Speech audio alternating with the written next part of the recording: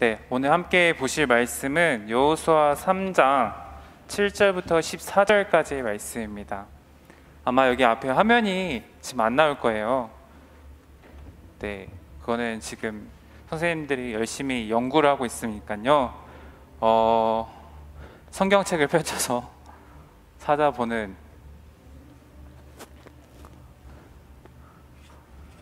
시간을 갖도록 하겠습니다. 자, 이럴 때 성경책이 필요하다라는 걸 느끼겠죠? 네. 핸드폰, 성경책이 없은 친구들은 핸드폰이라도 꺼내서 성경 어플 다 있잖아요. 어플 켜가지고 성경 말씀을 읽어봅시다. 여호수아 3장 7절부터 14절까지 말씀입니다.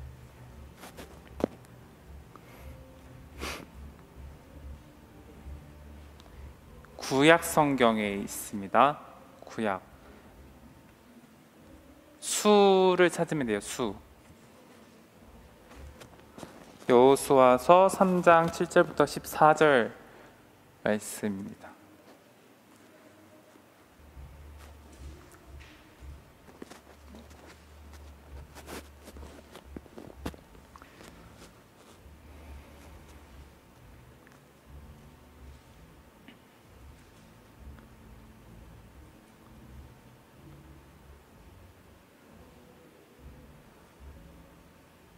창세기, 출애굽기, 레위기, 민수기, 신명기, 여호수아입니다. 네.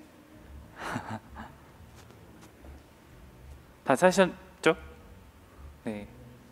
거의 다 찾은 것 같아요. 3장 7절부터 14절입니다. 네.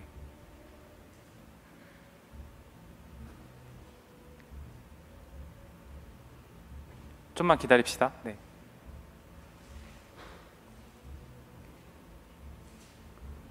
됐나요? 네. 다 찾았어요. 네, 그러면은 함께 읽도록 하겠습니다.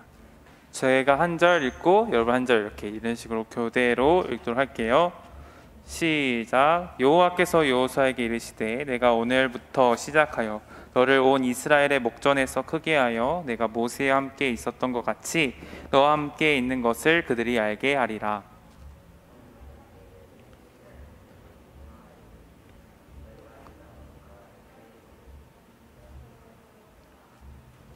네, 좀만 더 목소리 볼륨을 3으로 하지 말고 5로 좀 올려주세요.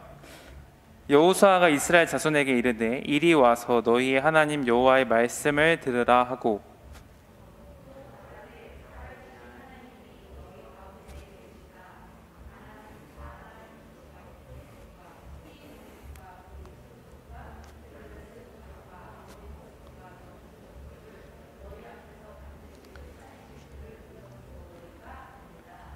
보라, 온 땅의 주의 언약궤가 너희 앞에서 요단을 건너가나니 한 사람씩 12명을 택하라. 온 땅의 주 여호와의 궤를 맨 제사장들의 발바닥이 요단물을 밟고 멈추면 요단물 곧 위에서부터 흘러내리던 물이 끊어지고 한 곳에 쌓여 서리라. 백성이 요단을 건너려고 자기들의 장막을 떠날 때에 제사장들은 언약궤를 메고 백성 앞에서 나아가니라. 아멘. 오늘 설교 제목은 믿음, 적극적 순종입니다. 혹시 반별 모임 보고서 이렇게 아마 교환에 보면 제목이 이해하시죠? 네, 죄송합니다. 오늘 함께 말씀을 나눌게요. 외국에서 한국 인지도가 어느 정도 돼요라는 이렇게 질문으로 네이버 지식인 어떤 사람이 이렇게 질문을 했다고 합니다. 근데 이 글을 올린 사람의 채택률이 50% 정도 된다고 해요. 그러니까 많은 사람들이 채택을 한 거죠. 그리고 아프리카에 살던 사람이 이 질문에 답변을 했는데 대통령 이름까지도 아는 사람이 많다라는 게 답변을 했어요.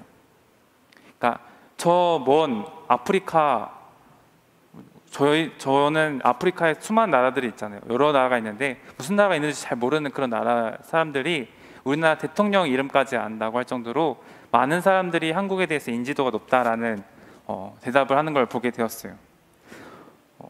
요즘에 넷플릭스 이렇게 많이 사람들이 보는데 최근에 오징어 게임이라는 영화 같은 드라마가 그 넷플릭스에 지금 방영을 하고 있었어요.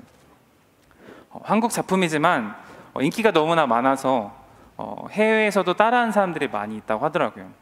그런 오징어 게임 또 딱지치기, 구슬치기 같은 게임을 하면서 약간 따라하면서 하는 것들이 많다고 하더라고요. 어제 기사를 보니까 이 넷플릭스 서비스를 이용한 나라가 전 세계에 83개국이 있대요. 그런데 이 오징어 게임이 83개국 중에서 1위를, 그러니까 많은 영상들이 있지만 가장 많이 본 영상이 이 오징어 게임이라고 1위였다고 어제 기사가 나왔습니다. 심지어 인도라는 나라가 원래는 오징어 게임이 1위가 아니었는데 어제 보니까 1위를 차지했다고 할 정도로 정말 전 세계에 많은 사람들이 한국 작품을 봤다라는 거죠. 오래전에 제가 한국 사람이 외국에 여행을 가면 다들 일본인이냐고 물어보거나 또는 중국인이냐고 물어보는 사람이 많았다고 많이 들었었어요. 그런데 지금은 한국 사람이라는 인식도가 많이 높아졌다라고 합니다. 사실 제가 16년도에 5개월 정도 알바를 열심히 해가지고 태국 여행을 갔는데 어제 소개할 때 얘기를 안 했었구나. 네. 어찌됐든 태국 여행을 갔었는데요. 돈을 모아서 태국 여행을 가가지고 이제 좀 놀았겠죠. 열심히 수영도 하고 이렇게 관광도 하고. 근데 외국 식당에 딱 들어갔는데 그곳에 한국어로 써 있는 메뉴판이 메뉴판과 이게 아무튼 메뉴판이 있는 걸 보게 되었어요. 그리고 한국 돈도 받는 식당도 보게 되었어요. 또 한국말로 인사해 준 사람도 있었어요. 되게 신기하고 내가 한국 사람이라는 거에 자부심을 좀 느끼는 시간을 좀 보냈었습니다. 이것뿐만 아니라 미국의 유명한 펜실베니아 주립대학이라는 대학에서는 한 수업이 한류라는 것이 주제가 되어서 수업을 진행을 하는 것을 보게 돼요. 한류가 세계에 끼치는 영향에 대해서 연구하고 공부를 하는 거죠. 펜실베니아 그 주립대 리차드라는 교수님이 심지어 이런 말을 했다고 합니다. 단언컨대 다음 세상의 주류는 한국이다. 한국의 이 국격이 많이 높아졌다라고도 표현할 수 있는 상황입니다. 여러분들이 살고 있는 이 나라가 세계의 많은 곳에서 주목을 받고 있다는 거죠. 솔직히 오래전에 한국은 어떤 나라였을까요? 아마 많은 사람들이 어디에 있는 나라냐고 궁금해하고 들어보지도 못한 나라라고 이야기를 했을 거예요.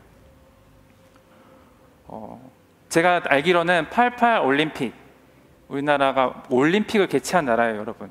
여러분들 그때는 세상에 존재하지 않았겠지만, 저도 존재하지 않았지만 88 올림픽이라고 서울 올림픽이 우리나라에 개최가 됐었어요. 그 전만 해도 한국이 어디 있는 나라야라고 사람들이 물어볼 정도로 신기해하고 어려운데 88 올림픽 그 서울에 와가지고 많은 외국인들이 와서 이런 나라가 있구나라고 신기했다고 하더라고요. 그만큼 우리나라가 많이 알려지지도 않고 잘 살지도 않고 풍족한 나라는 아니었다라는 거죠. 못 사는 나라였어요. 그런 나라가 이만큼 인지도 높아지고 잘 먹고 잘 살 수 있었던 것은 아마 여러분들의 할아버지, 할머니 그런 분들의 여러분들의 조상님들 네, 할아버지, 할머니 분들이 한 명 한 명이 외국에 나가서 돈을 벌기도 하고 쉬지 않고 열심히 일을 하셨기 때문이다라고 말할 수 있을 것 같아요.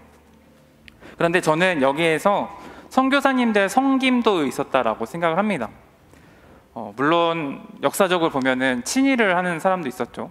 그러니까 또 자기 나라의 이득을 위해서 우리나라 와가지고 굉장히 억압을 하는 사람도 있었겠지만 선교사님들 중에는 조선이 독립을 할 수 있도록 도와주기도 했고 병원을 세우기도 하고 여러 영향을 주어서 기독교인들이 또 한국 사람들이 그 당시 조선 사람들이 외국에 나와서 공부를 할 수 있도록 유학비를 또 대주기도 하는 데려가서 공부를 시키기도 하는, 그래서 그 사람들이 다시 한국에 돌아와서 큰 영향을 끼칠 수 있도록 많은 영향을 줬던 사람들이 선교사님들이었다고 생각합니다. 그런 영향으로 한국이 이만큼 발전했다라고 볼 수 있을 것 같아요. 그렇게 선교를 받았던 우리나라가 이제는 전 세계에 선교사를 파송하는데 2위를 차지할 정도로 수많은 나라에 선교를 하는 나라가 되었어요. 1위는 어딘지 아시나요? 네, 넘사벽인 미국입니다. 네, 미국은 따라갈 수 없는 것 같아요. 네. 아무튼 2위를 차지하고 있는 우리나라인데 그만큼 이제 선교를 하는 나라가 됐죠. 그런데 이런 우리나라가 지금 듣고 있는 말이 한국 교회가 위기라고 이야기를 합니다. 특히 주일학교도 큰 위기라고 이야기를 들어요.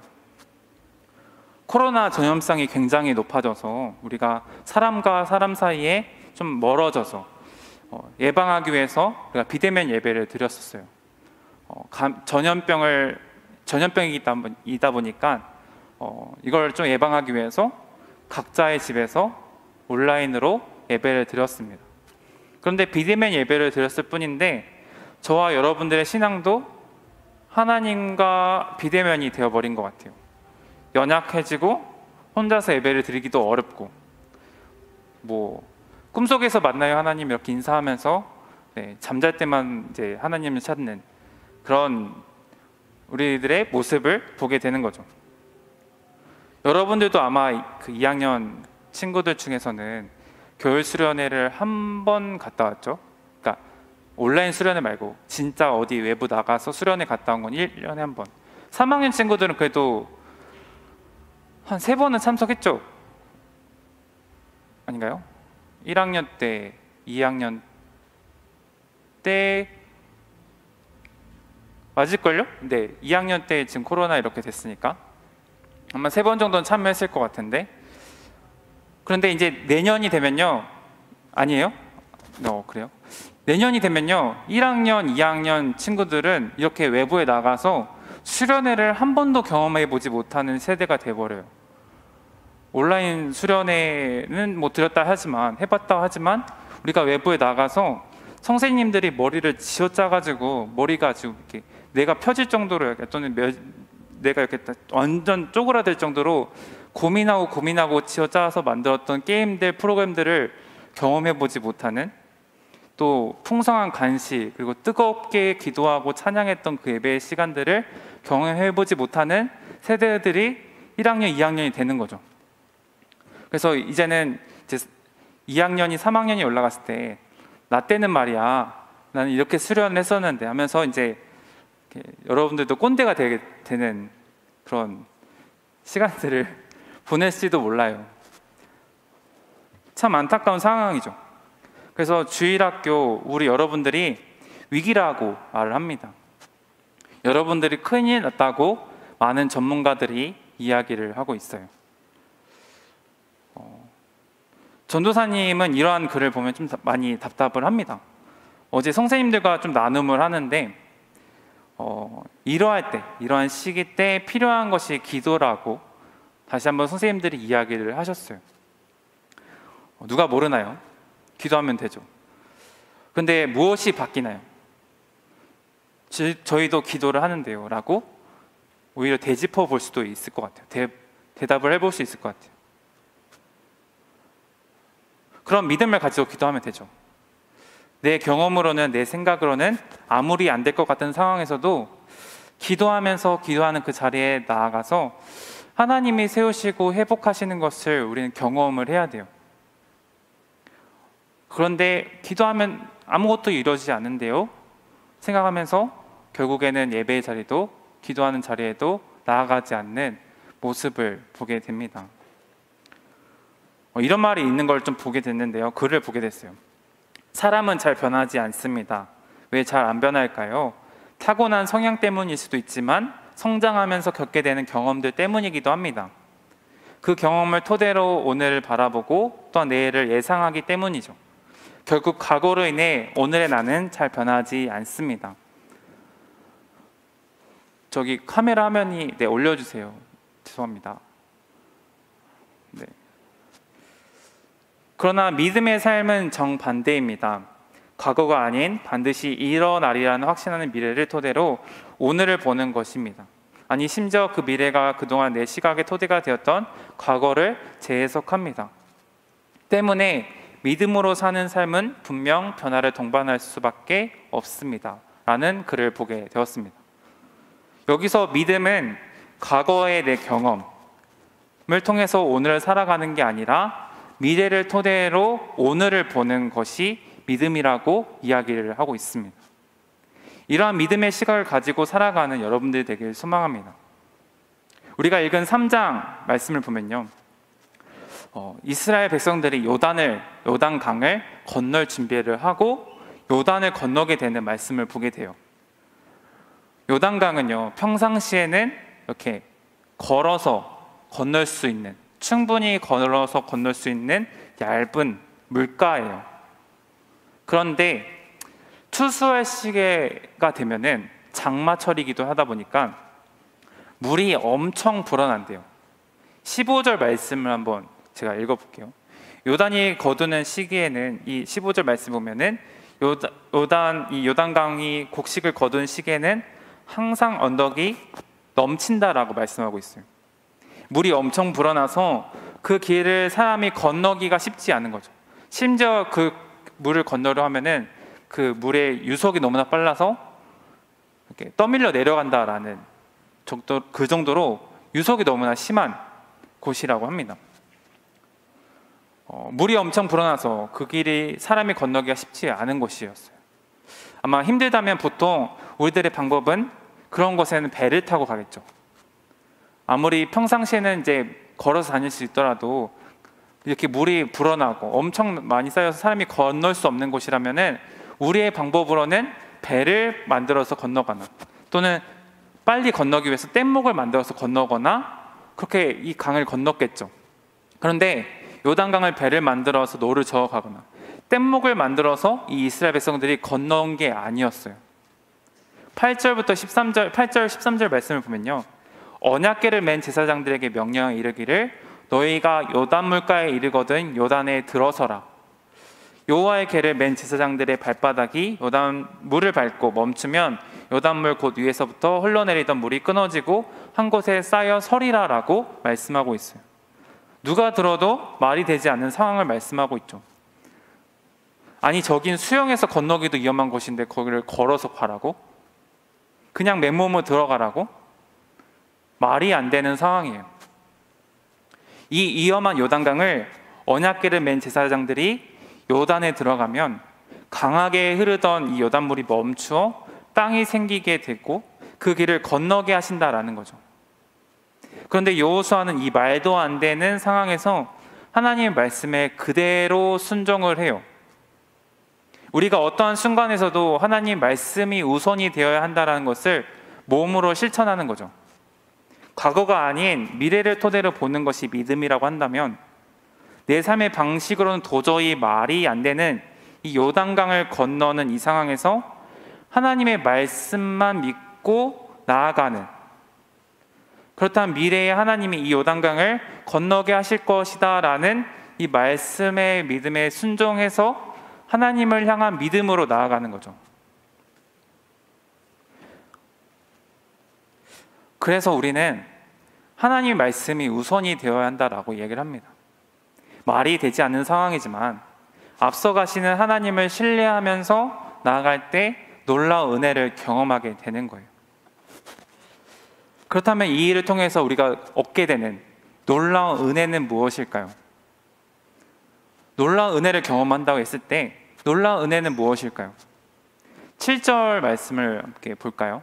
7절 하면 좀 보여줄 수, 여기는 안 나오겠군요. 여러분 성경책 덮으셨군요.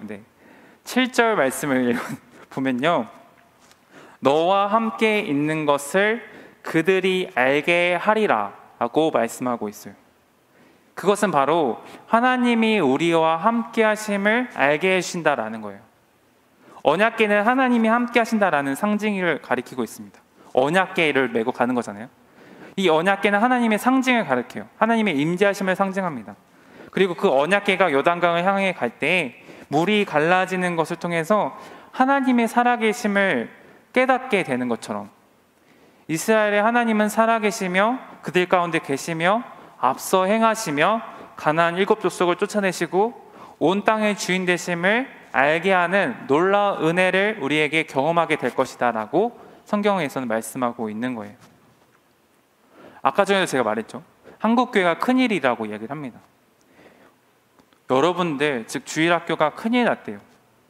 그런데 여러분들 한 명 한 명의 믿음의 사람이 믿음의 삶을 살아간다면, 하나님의 말씀을 적극적으로 순종하며 살아간다면 이것은 놀라운 은혜를 경험하는 일이 될 것입니다. 믿음으로 순종하며 나아가는 저와 여러분들 되길 바라요. 현장에 다 와서 예배를 드릴 수 없다고, 제한이 있다고 못 나오는 친구들이 있습니다. 그들은 우리 중등부 예배 공간이 너무나 좁아서 인원이 다 채워지지 못해서 나오지 못하고 있다면, 그런 마음을 가지고 있다면 너무나 다행이죠. 그렇다면 주일날 온라인 예배를 좀 드리고 또 좀 예배를 사모하는 마음으로 수요 예배, 금요 기도회 나와서 같이 전도사님이랑도 기도할 수 있어요. 그때 나와서 함께 기도합시다. 이럴수록 믿음이 행동으로 더욱 예배하는 자리에 나와서 기도해야 해요. 기도합시다. 기도하면 뭐가 달라지겠어? 라고 말을 할 수도 있겠지만 아니요, 믿음으로 기도하면, 하나님 말씀에 순종하며 나아가면 오늘 말한 것처럼 하나님의 놀라운 은혜를 경험한다고 이야기를 하고 있잖아요. 요단강을 건너는 여호수아와 이스라엘 백성들처럼 우리 가운데도 하나님의 살아계심을 보고 경험하는 놀라운 은혜를 경험할 거예요. 그런데 아마 이 중에는 지금은 현장에도 많이 나왔지만 온라인 드리고 있는 친구들 중에 온라인으로 예배를 드리는 게 편해지고 또 예배를 보다가 옆에서 그냥 보다가 아이돌 영상, 오늘 누가 앨범 컴백했대 하면서 이제 앨범 영상 보면서 약간 아이돌을 보면서 은혜를 받는 그런 친구들, 또는 롤 승급전, 오늘은 롤 승급전이다 하면서 이제 예배 영상 틀어놓고 옆에 컴퓨터에서는 롤을 하고 있거나 쿠키런을 하거나 또 브롤 스타즈 이런 게임을 하고 있다거나, 만약에 그렇게 하고 있다면 그것을 잠시 끄고 정말 하나님 앞에 진심으로 예배하기를 원합니다. 그것이 우리가 할 수 있는 적극적 순종이에요. 한국이 이만큼 세상 사람들에게, 세계 사람들이 알아주고 바라봐주고 대단한 나라다라고 말할 수 있을까라는 그 정도를 이렇게 판단했을 때 아무도 그렇게 판단하지 못했어요. 하지만 한 명의 한 명의 사람들이 수고하고 힘쓰고 또 기도하는 사람들이 기도하면서 각자의 삶 속에서 한국을 위해서 기도하고, 어른들이 어린아이를 위해서 기도하면서, 부모님들이 자녀를 위해서 함께 기도하면서 세워지고 나아갈 때 이렇게 세워져 나가는 거죠. 우리나라가 전쟁에서 6.25 전쟁 때 끝나고 나서 이 한국이 회복할 수 있는 기간은 아마 100년이 넘게 걸릴 것이다 라고 했는데 100년도 안 걸린 나라가 우리나라예요. 불가능한 것을 이루어 나간 게 우리나라라는 거죠. 하나님 믿는 사람들은 불가능을 바라보고 사는 것이 아니라 해야 된다라는 것을 바라보며 살아가는 것이 기독교인이에요. 매번 말하지만 우리가 이 예배 시간에 한 귀로 듣고 한 귀로 흘리는 예배 시간이 되지 않길 바랍니다. 이 시간이 절대 헛수고하는 시간이 아니에요. 믿음으로 나아가는 여러분들 한 명 한 명이 나아갈 때 주일학교가 다시금 망할 것이다 라는 것이 아니라 살아났다라고 고백할 수 있는 시간이 될 것이고요. 중등부가 살아났다라고 말할 수 있을 것이고요. 우리 기쁨의 동산교회가 살아났다 인정하는 그런 교회가 될 것입니다.